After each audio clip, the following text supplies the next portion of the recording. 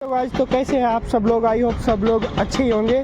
और आज मैं करने वाला हूँ इस KTM का काम वापस से स्टार्ट, क्योंकि मैंने अभी तक कर लिया था इसका हेडलाइट फिटिंग और गाड़ी स्टार्टिंग का प्रॉब्लम सॉल्व कर लिया था। लेकिन अभी जो बाकी है वो है चेन पॉकेट और फुट रेस और उसके बाद फुट रेस का ब्रैकेट। तो मुझे वो सारी चीज़ें चेंज करने की है और मैं शोरूम पे आ गया रहेगा, क्योंकि मेरे को अभी 7-8 दिन हो गए ऑर्डर देके। 7-8 दिन से गाड़ी को हेडलाइट फिटिंग करके वैसे ही पड़ा है। गाड़ी स्टार्ट हो गया, उसको चलाते भी नहीं आ रहा, क्योंकि ब्रेक पैडल सा बाकी की चीज़ें सब ख़राब थी। तो आज अभी खोल रहा हूँ मैं इसको। मैंने अभी तक ब्रेक पैडल खोल लिया है और कुछ इस तरीके से कंडीशन है उसकी, बेंड हो गया है पूरा और उसका नट भी पूरी तरीके से ख़राब हो गया। मैंने ये खोखा ले लिया है, उसमें रख रहा हूँ सारी चीज़ें।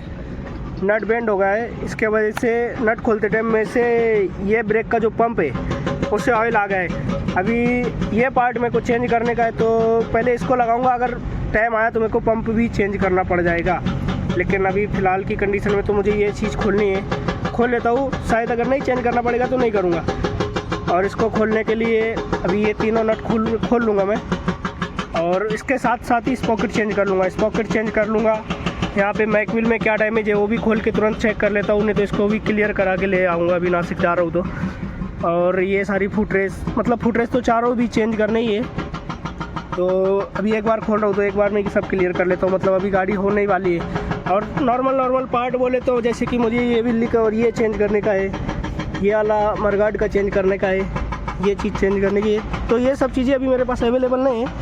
तो मैं जा रहा हूँ आज शोरूम पे, क्योंकि मेन पार्ट था ये। इसके वजह से मैंने स्पॉकेट फिटिंग नहीं करा था, क्योंकि अगर मुझे ये खोलना है, स्पॉकेट खोलना है, तो मुझे ये भी खोलना पड़ेगा। तो मैं इसको भी खोल लेता हूँ और स्पॉकेट भी खोल लूँगा। एक साथ में पूरा काम कंप्लीट हो जाएगा। और ये गाड़ी में आज से 7-8 महीने पहले सॉकअप मैंने ही चेंज किया था।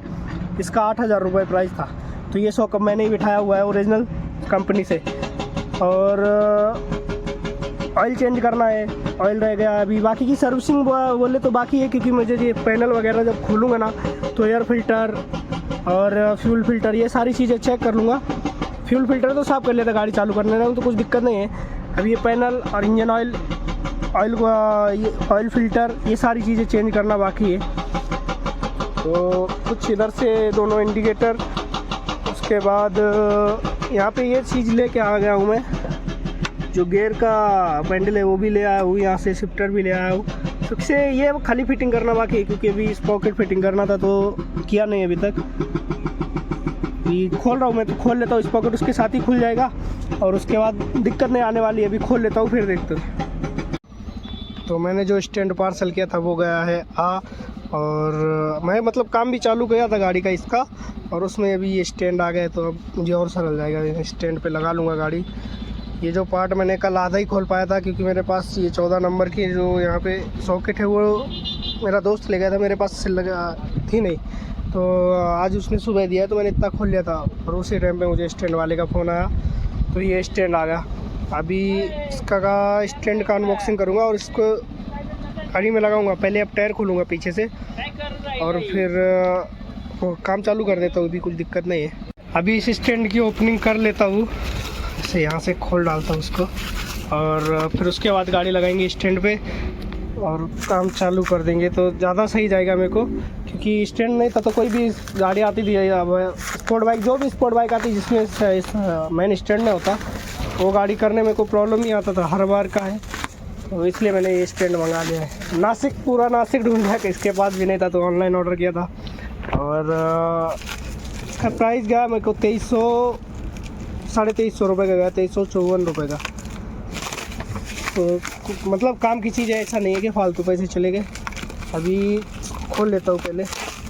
क्वालिटी भी अच्छी है, क्योंकि बहुत जड़े मैं लेके आया अभी, तो बहुत ये मतलब हैवी क्वालिटी का है। इसको खोल लेता हूँ पहले। पैकिंग उसके ऊपर की मैंने निकाल दी, स्टैंड के ऊपर की, तो कुछ ऐसा दिख रहा है।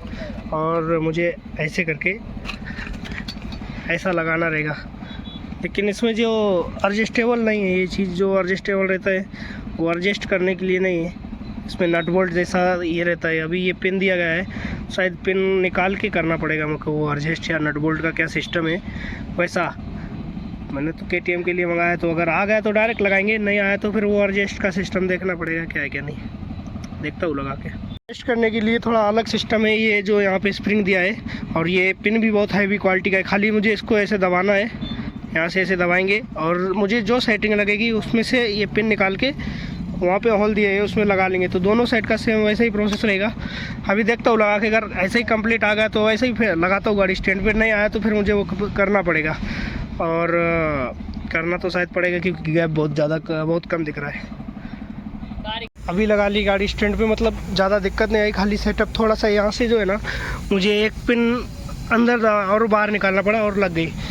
गाड़ी सीधा करके एकदम ईजी है, लग गया। इस साइड से भी, इस साइड एक ही पिन है, उस साइड से खाली एक पिन, ये एक होल बाहर निकाला और हो गया। मतलब अच्छा प्रोडक्ट है, क्वालिटी अच्छी है, तो कुछ दिक्कत नहीं आएगा। अभी मुझे टायर खोलने प्रॉब्लम नहीं आने वाला है, जो हर गाड़ी में मतलब यही एक डुक के वजह से नहीं, बाकी हर गाड़ी में प्रॉब्लम आता था मुझे टायर खोलने का।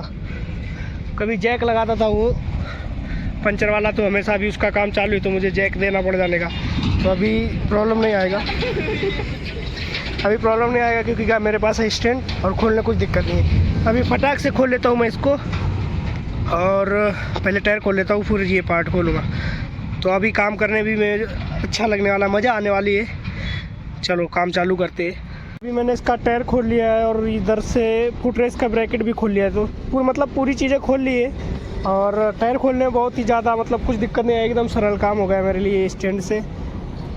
और टायर खोलने के बाद अभी ये फिर पहला टायर खोला है, फिर उसके बाद ये पार्ट खोला है। मुझे ये पार्ट मैन चेंज करने का है। और इसमें हुआ क्या है, क्योंकि ये एक्सीडेंट हुई गाड़ी थी, यहाँ से क्रैक हुआ है और इधर से पूरा ऐसा एक साइड से पूरा क्रैक हुआ है। और मुझे अंदर का ये नट भी निकालना पड़ेगा, बाद में मैं निकाल लूँगा उसको। और इसको बना भी सकता हूँ पर बनाऊँगा नहीं, नया ही डाल दूँगा। यहाँ से भी क्रैक है, मतलब दो जगह से क्रैक है। क्या रहता है, ये मैन एडाप्टर इस पर चिमटे में फिटिंग रहता है पूरा, और अगर वो चलते गाड़ी में प्रॉब्लम आ गया, झटके बिटके मार दिया तो गाड़ी वाइबल ज़्यादा हो जाएगी। इसके वजह से उसको मुझे चेंज ही करना है, नहीं तो टूट सकता है वो। इसका बुश भी निकला है एक्सल के साथ। यहाँ पे मैंने पीछे के टायर का एक्सल लगा दिया, नहीं तो ये स्टैंड इसका ये नीचे हो जाता। अगर यहाँ से एक्सल निकाल देंगे तो ये पूरा पार्ट नीचे हो जाता। तो मैंने यहाँ पे ना जो टायर का मैन एक्सल रहता है वो वाला लगा दिया और इसका एक्सल निकाल दिया है, तब ये पार्ट मुझे बाहर निकालते आया। और इस पॉकेट की कंडीशन कुछ इस तरीके से है, पूरा बेंड हो गया है, वो एकदम ख़राब कंडीशन में है। और यहाँ से भी खोल लिया, अभी इसका इस पॉकेट खोलूँगा आगे का। और ये सारे पार्ट मैं कल शोरूम पे जा नहीं पाया, अभी कल जाऊँगा और वहाँ से सारे पार्ट लेके आता हूँ, फिर फिटिंग कर दूँगा।